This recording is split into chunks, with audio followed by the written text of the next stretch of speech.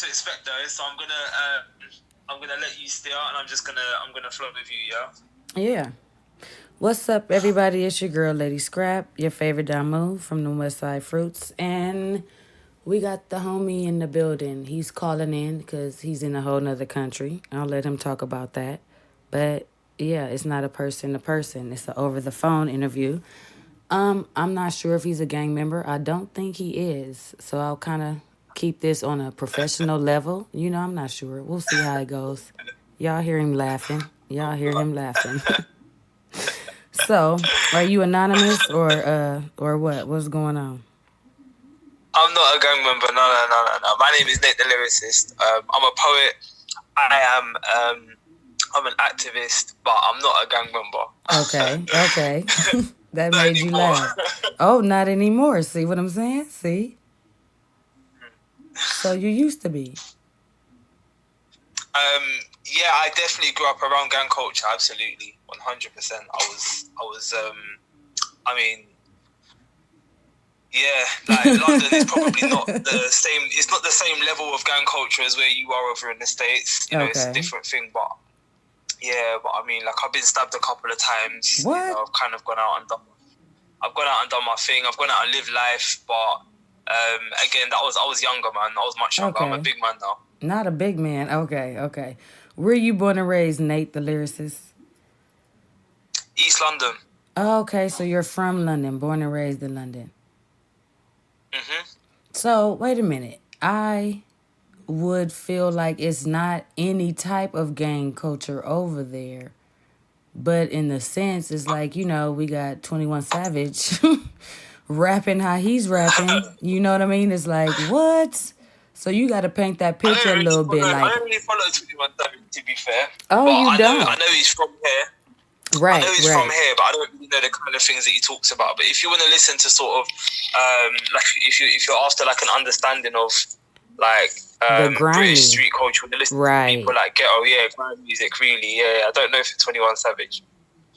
So I don't know, like I've not heard his stuff for me to vouch for it, Who would you suggest? There's one brother called Ghetto. He's absolutely phenomenal. Okay. Yeah, he's, as far as I'm concerned, he's top of the food chain, man. He's excellent. Not top of the food chain. Okay, so yeah, absolutely. What was school like as the little man in school running around doing the dumb shit? It depends. I went to a couple of schools in a few different areas. Okay. Because because I was quite a bad child, so I got kicked out of a couple of schools. Okay. And I mean, again, they vary from area to area. Even inside East London, I think the worst school that I was in was called Rokeby, which is in Stratford. It was an all boys school. Okay. And it was a mess. There were fights every single day. Yeah, all the boys, y'all needed some women around. People used to go out of the school during the lunch break and come back covered in blood. What? There was it was a mess. It was not a good school. Yeah, I didn't know you was gonna say that. I'm like, that's a little deep right there. Yeah, but I also went to like a school in Essex, which was like a mixed school, boys and girls, and that was a bit more. That was a bit more passive, and probably a bit more standard. So, would you say that all boys school needed some girls around? Like that's what it was lacking? Not really, because there was an all girls school down the road, and I think. I think the mixture didn't really help the guys. I think what it needed was perhaps better teachers and better facilities. Okay. I don't think the girls were the problem, or the lack of girls. I don't think the lack of girls was a problem. I think that would have just really distracted these guys. Like we were just out of control. Yeah, the school itself wasn't really teaching us anything. It didn't really have much provision for us, and obviously we were in ends. We were in like a rough area, and everyone kind of was. Low income, or like the majority of us were low income, so that's I think what we just needed better guidance. I didn't hear you. Yeah, but again, like it's different, of course. From you're in Brooklyn, right? Is that right? No, I'm in California, and it's not too much different out here in California. It's not. I mean, of course, the geography aspect of it is different, and like the landscaping is different, but the culture is sounded similar. It sounded similar in a sense, kind of, sorta. I suppose one It's of the main differences is correct me if I'm wrong, but like what is the gun law in California? Is it open carry or is it like or do you need like a? I'm presuming obviously you need a license, right? definitely, But you can definitely need carry. a You can like. license, and it's still not open carry. No, it ain't no open carry. It's not. It's Heck not no, open carry. It's not open carry. no. Okay. Yeah. I mean, here in the UK, the gun laws are quite strict compared to my understanding of what they are in the States. They're definitely quite strict here, so you don't really often see like everyone walking around carrying a gun unless you're inside that life and you know people that are living that way. Okay, okay. Other than that, it's not quite so overt. It's not quite such a big deal. Knife crime was quite a big thing when I was growing up, more so than gun crime. Knife crime. Okay. Yeah, absolutely. Obviously, there is gun crime. There's gun crime anywhere that you go. You know what I mean? But right. Obviously. I think the energy is completely different, or is quite different. I should say completely different because it's the same people, just in different circumstances, isn't it? Okay. I agree with you, though. We can get off of that. I agree with you. So, moving on. Nate the Lyricist. How did you get that name? Do you know what? It kind of just grew on me. So I used to I used to have like a proper grime MC name.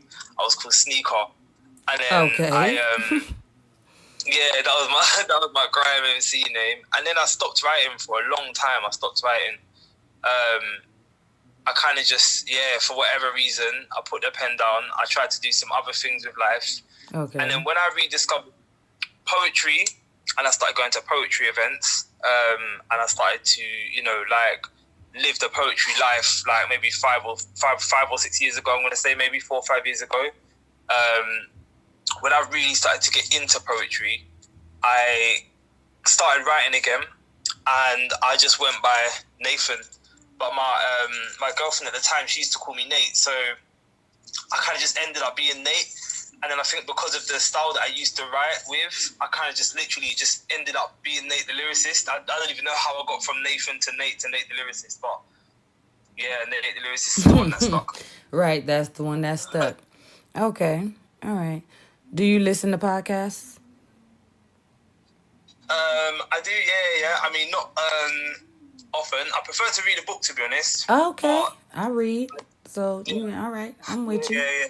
I definitely prefer to read opposed to Kindle books. I don't like the Kindle books. I like paper. I like to turn the pages. Yeah, I agree. Absolutely. Are you reading anything interesting in a minute? I just got through reading Made in America.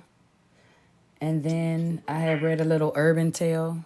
And now I'm finna read Rich Dad, Poor Dad. I just got that. I'm finna read. I believe that's. Oh, okay. Yeah, that's been on my list for a minute. I've not touched that one, but I've been. Oh yeah, I just got it. So. Yeah, people been recommending it, and I got it for my birthday, so I'm finna read it. I'm gonna read that. Hey, happy birthday, Taurus. Yeah. Thank you. Right, Taurus gang. Do you have a hero? Do I have a hero? Yes. Do I have a hero? I would say Malcolm X is one of my heroes for sure. Okay. Like, I would definitely say he's one of my heroes. Like, absolutely. I would say Khalid Muhammad is one of my heroes as well. Okay. Actually, he put me on quite a lot. Other than that, hero. No, not really. I feel like anything that I need to do, I feel like I grew up with the mentality that you have to do things yourself, you have to get it done yourself. No one else is really going to save you. So all of my heroes are people that have shown me how to save myself, or, how to kind of look out for myself, as opposed to people that have saved me by doing something for me. you know, they've saved me by their example, and I've kind of seen them do a thing, and I thought, wow, okay, I can do it too. Right. Those kind of people. So with that being said, what keeps you motivated? Affirmations, one thing for sure. All right. Affirmations are important. Yeah. It's important to look after the spirit. If you look after your spirit, then you will stay motivated. Like, your body will follow. I agree.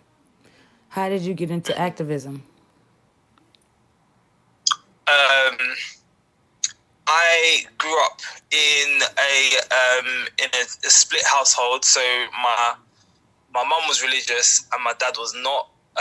My dad is not. Neither of them are into activism. But I spent most of the time with my mum on the religious side.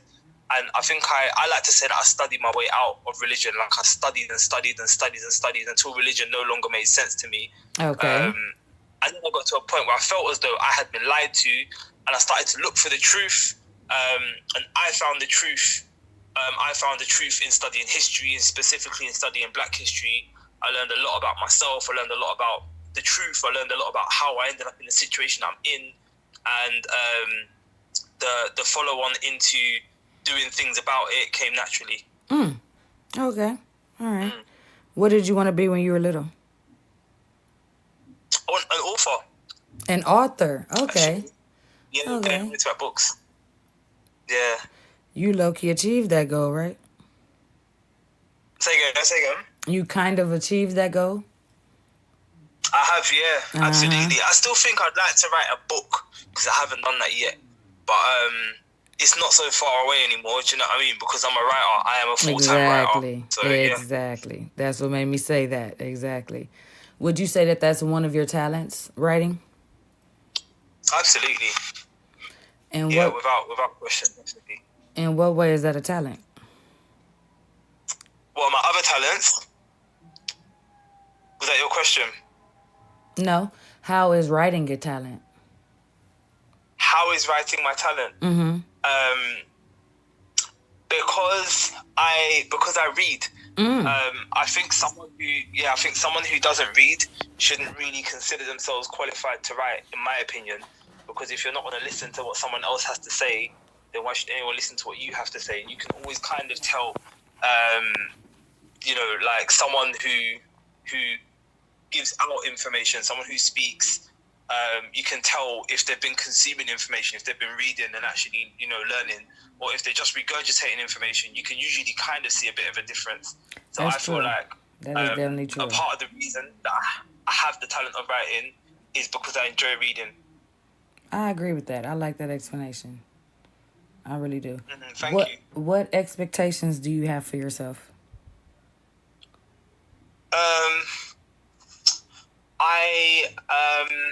I try to avoid expectations, if I'm honest. All right. Yeah. I move in purpose, and I achieve my purpose every day. Okay. And I'm confident that the more I achieve my purpose, the larger and more fulfilling my purpose will be. So I'm obviously working to release more music, to grow the platforms that I'm on, and to do those things. But like I said, I'm actually fulfilling my purpose specifically. That's what I'm doing every day. That is that's the thing. Right. Right. To kind of inspire people, to motivate people, to elevate people. Every day I am doing that thing. And I make a conscientious effort to do it every day. I make a point of doing it every day. So I'm kind of fulfilling my purpose, and I'm confident that if I continue to do that, then my platform will grow. What would you change about yourself if you could change anything? Nothing. I like that. Nothing. Taurus game. Yeah, nothing. I like that. He said nothing. That was easy. No thought about it, huh? Yeah, nothing. So you're definitely proud of yourself at this moment right now. No regrets. Absolutely. Yeah, no regrets. There's no point living in regret. I'm not perfect, and right. I haven't done everything perfect, and I haven't made thoroughly perfect decisions, and but I am very happy with what I've done with the cards that I've got, I am happy with that. You know, I don't feel like anybody else could have got the same cards that I got and done better than me. I definitely don't feel that. And not only that, but I also feel like with the cards that I've got, you know, now that I've put in all the work that I've put in to get to where I am, where I'm going to go, I can only go there because of where I've been. So I wouldn't change any of them. You know, it is what it is. This is who I am. This is how I've become. This is where I am. This is what it is. It all happened for a reason. Yeah, this is fine, man. What makes a man a man? Vulnerability, I think. Vulnerability is what makes a man a man. Being able to be so secure in your strength that you expose like things that you're vulnerable about. I think when you're insecure or when you're overprotective, these are not masculine qualities. I think being confident and being open and being vulnerable, I think these are masculine qualities. Okay. Do you have any kids or a kid? Zero. Do you want any? Absolutely, yeah, 100%. Okay. I read in a book, I read in the ISIS papers, Dr. Frances Cress, she suggested that a part of the issue within the black community is that we are having children at a very young age and we're not mature enough mentally, financially, spiritually, whatever, to raise them to be fully well-functioning adults. And I look at my parents, you know, my dad had my older brother, I think 17, and had me at like 19. And, you know, I look at him and my memories of him and I realize, you know, that in my case, at the very least, that's true. Right. So I feel like I would be able to, I'd be able to put like a very good, you know, her suggestion, obviously I know not everybody agrees with her suggestion, but Dr. Frances Cress's suggestion was that men wait until at least the age of 35 before having children, and women, I think something like 30, until they start thinking about having children. And then they're adults, then they are conscious, then they, you know, they know what they're doing, they know where they're going, they're grown, you know, as opposed to early 20s.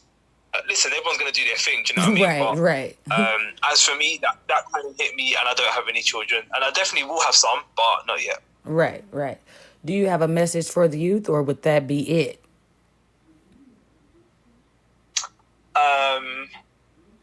Yeah, I think my message for the youth, if I were going to share one, would be to move at your own pace in all things. Right. Because I think, I think in relationships, I think in finances, I think in education, I think spirituality. We are spiritually, like we are society. I think we live in a society that is dying young, and they've convinced us that life is short, you know, whereas life is not short. Life is infinite. Life is generational, you know. So right, exactly. It's generational. Take your time, man.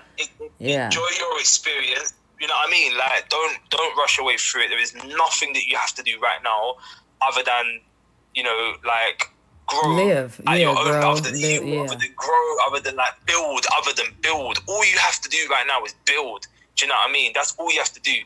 Build until it's built. Don't worry about having it. I think like there's a lot of you want to have it now, but if you have it now, then you're only going to have a version of it that you didn't create, that someone else took the time to create. Take the time to create whatever it is that you want. Create it yourself. Build. Take your time. You have got time. Do you know what I mean? That will kind of be my message. That would be my message. You don't have to rush anything. Yeah. So y'all, that was Nate the Lyricist. You can shout yourself out, because we are definitely coming to an end, Nate. Tell the people where to find you. Okay, yeah. So my name is Nate the Lyricist. I'm on Spotify. I got a couple tracks out, Nate the Lyricist. I got a couple videos on YouTube. I'm on Instagram. I'm on Melanated People, which is a black-owned social media app as well. What? I didn't know about that. I need to get on that. Yeah. Melanated People Social, come on. A very good, really good platform as well. I also I run a poetry event, which is Zodiac themed. So During Taurus season, all of the poets that perform were Taurus. We had the beautiful Miss Lady Scraps come through and mash it up for us, which I was forever grateful for. You're welcome. Obviously, next up is Gemini. It's the first Saturday of every month. The event is called Conversations with the Constellations. The IG page is C with the C. First Saturday of every month. Just hit follow on the page. You'll find more information. And yeah, you'll really get to learn a lot about astrology when your star sign comes up, or prior to that, as you follow the journey. So if you're into astrology, then definitely follow that. But other than that, check out my music. That's all I got. But other than that, check out my music. Yeah, I definitely enjoyed the constellations yeah, I did. I definitely enjoyed that. I felt like I could have kept going, but I didn't want to intrude on other people's time because it was a timed event. But I definitely had more to go. We've just obviously, like, up until the last event, we were holding it in a public space. So we literally just moved over to Instagram. So because of the COVID. I'm still kind of figuring out the format, in terms of how long each person should have and time. I don't know. I'm kind of just going with the flow at the minute.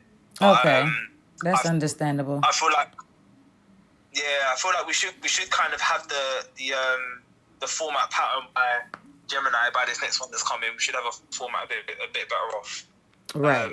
But yeah, thank you either way, man, for coming through. I definitely appreciate it. If I send you a track that is not on any platform or anything like that, is there any way you could tag it or add it onto the interview or play it at the end of the interview or anything like that? Like insert it, more than likely. Insert it, yeah. I'll send you something on WhatsApp. That was Nate the Lyricist. It's your girl, Lady Scrap, your favorite Damu. Yeah, comment, like, subscribe, repost, reshare, pass around, do all of that. What is it hurting? Okay, sounds good. What is that hurting? It ain't gonna hurt. I'm closing right now. If you guys have anybody for me to interview, HoodChicks35@gmail is the line. Follow up, y'all. Subscribe. It's the Hood Chicks. Thank you, Nate. Thank you.